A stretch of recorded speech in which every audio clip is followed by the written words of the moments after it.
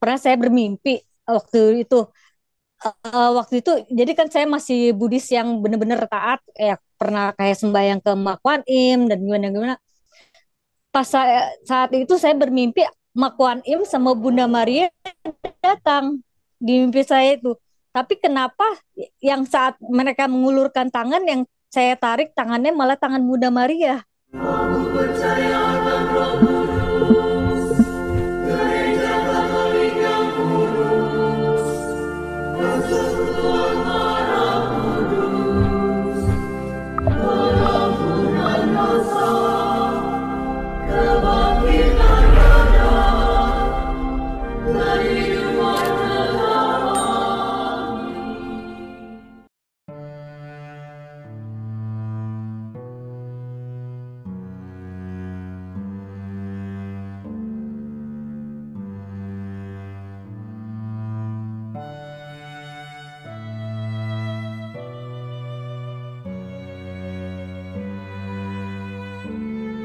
Salve sahabat Katoliko Keren, kembali lagi dalam channel Katoliko Keren. Pada kesempatan kali ini kita akan memulai seri kita, yaitu Cerita Katoliku. Di episode pertama ini kita sudah kedatangan sosok yang menginspirasi kita, yaitu Kak Lia. Kak Lia, apa kabar? Halo, Shalom, apa kabar juga? Puji Tuhan, baik Kak Lia. Gimana kabarnya? Amin. Baik-baik ya? Baik-baik Kak, Ya. amin. Sahabat Katoliko Keren, di episode pertama ini Kalia akan membagikan kisah pengalaman imannya dengan iman Katolik yang sungguh meneguhkan iman kita. Silakan Kalia. Shalom, nama saya Arlia Octavia Saputra, biasa dipanggil Lia, atau anak-anak akrabnya panggil Kalia. Saya paroki HSP MTB Tangerang, Jakarta ya. Agung Jakarta, iya. Saya survivor kanker di tahun 93 dan amin tahun 96 saya baru menjadi Katolik karena saya percaya disitulah Tuhan akan memberikan kasih-Nya yang sangat-sangat besar bagi saya. Dan memang itu terbukti dengan sekarang saya sudah hampir 30 tahun menjadi survivor kanker otak. Waktu itu tahun 93, Januari tahun 93 saya didiagnosa kanker otak. Baru itu aja, terus setelah operasi pas Maret tahun 93 saya didiagnosa kanker otak stadium 2B. Namun emang saya juga tidak menyesalinya karena dari tahun 2010 saya menjadi sukarelawan anak-anak kanker di RSCM Jakarta. Dan saya tidak menyesali ketika tahun 2020 saya terkena kanker tiroid juga stadium 2. Saya tidak menyesalinya karena disitulah saya benar-benar merasakan kasih Tuhan itu benar-benar terlalu besar. Genetik di keluarga saya itu kankernya itu agak kuat, karena itu makanya saya memutuskan untuk single celibat. Dan memang sangat-sangat inilah, pokoknya Tuhan selalu memberikan kecukupan lah untuk kehidupan saya sendiri. Walaupun istilahnya kalau dibilang saya ini pengacara, pengangguran banyak acara. Tapi amin, Tuhan selalu mencukupkan. Makanya kan di Alkitab juga ada, pokoknya apa yang selalu diberikan Tuhan itu pasti selalu cukup. Walaupun ya itu judulnya saya pengacara. Iya. Dan sungguh luar biasa kisah yang dibagikan oleh Kak Lia sendiri. Dan apa sih yang membuat Kak Lia itu mengamini bahwa apapun yang terjadi dalam hidup kita, baik suka maupun duka, itu kita harus syukuri.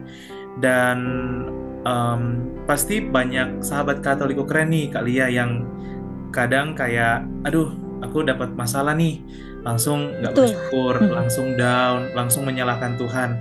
Apa sih yang bisa Kak Lia bagikan nasihat bagi teman-teman sahabat Katoliko Keren yang kadang sedikit dapat masalah aja udah menyerah dan lain sebagainya?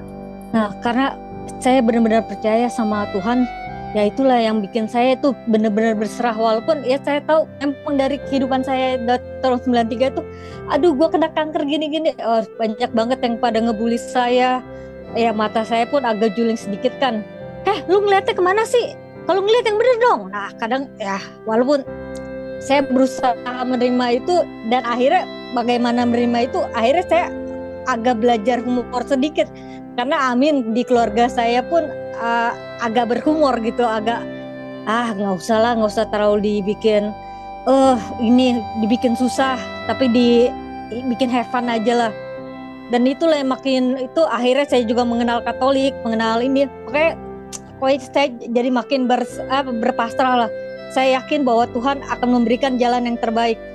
Ya, saya yakin humor juga termasuk dari Tuhan. Tuhan tuh menginginkan saya kelak sebagai kaki tangannya. Dan memang itu yang terjadi sama saya. Iya, amin. Dan seperti tadi yang sudah Kak Lia bilang, Kak Lia akhirnya memutuskan menjadi Katolik. Hal apa sih yang paling terbesar yang membuat Kak Lia itu terpanggil menjadi Katolik? Boleh dibagikan? Ceritanya emang agak lucu. Jadi pada satu malam waktu itu saya mau dioperasi, pernah saya bermimpi waktu itu. Jadi kan saya masih Buddhis yang benar-benar taat, ya pernah kayak sembahyang ke Mak Wan Im dan gimana. Pas saat itu saya bermimpi Mak Wan Im sama Bunda Maria datang di mimpi saya itu.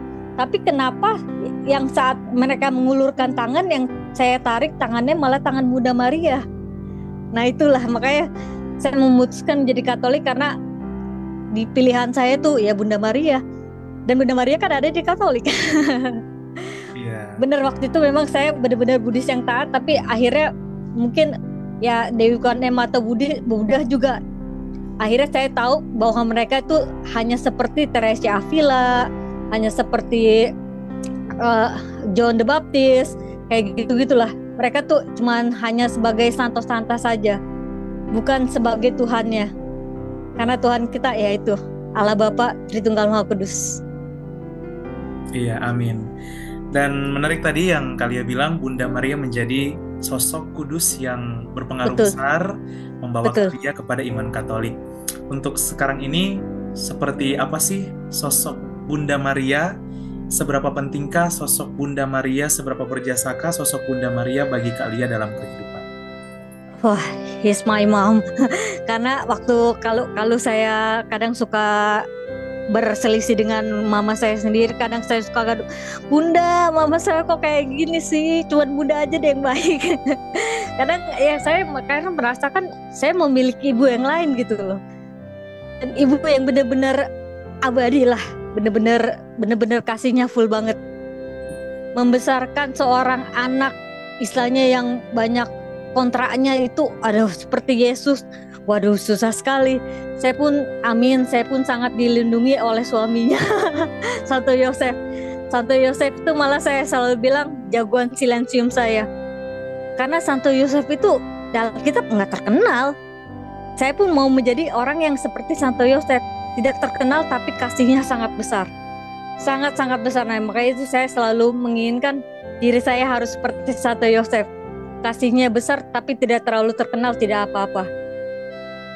Saya pun sangat induk banget ke Santo Yosef, karena Santo Yosef Maria yang istilahnya udah hamil di luar nikah kok malah dikawinin. Yesus yang bukan anaknya kok malah diasuh, malah dibimbing. Malah saya appreciate banget, Yesus 12 tahun udah berdebat dengan ahli-ahli agama. Waduh, Santo Yosef berarti didiknya kencang banget ya, hebat banget ya. Nah itulah makanya saya sangat bersyukur karena saya mengenal JMJ, Yesus Maria Yosef. Iya, amin. Dan apa sih yang ingin Bu Lia sampaikan kepada sahabat Katolik Ukren, apalagi di zaman sekarang ini ada banyak sekali saudara-saudara yang mendapatkan masalah, langsung down dan lain sebagainya. Ada juga yang langsung menyerah, bahkan sampai meninggalkan imannya, menyalahkan Tuhan. Silakan. Kita tetap punya iman. Percayalah sama iman, pasrahlah sama iman. Ingat yang selalu dapat kita bertahan, yang membuat kita bertahan itu karena kita memiliki iman yang benar-benar, dan itu adalah Katolik. Saya sangat bersyukur banget menjadi seorang Katolik karena saya tahu itu adalah kebenaran. Iya, amin Bu Lia. Bu Lia, terima kasih banyak sudah berbagi kisah bersama kami. Sama Kak Putra. Iya, semoga semakin banyak yang terinspirasi dengan kisah Bu Lia. Amin. Dan sahabat Katoliku Keren, sampai di sini dulu episode pertama kita di Cerita Katoliku. Dan bagi yang ingin berbagi kisah atau sharing, dalam seri cerita Katolikku, bisa mengirimkan di email kami katolikren24@gmail.com. Nanti akan kami hubungi untuk diundang di podcast via wawancara Zoom. Terima kasih banyak dan sampai jumpa sahabat Katolik Keren. Salve. Salve. Bu Lia, terima kasih banyak. Yuk, terima kasih. Ya.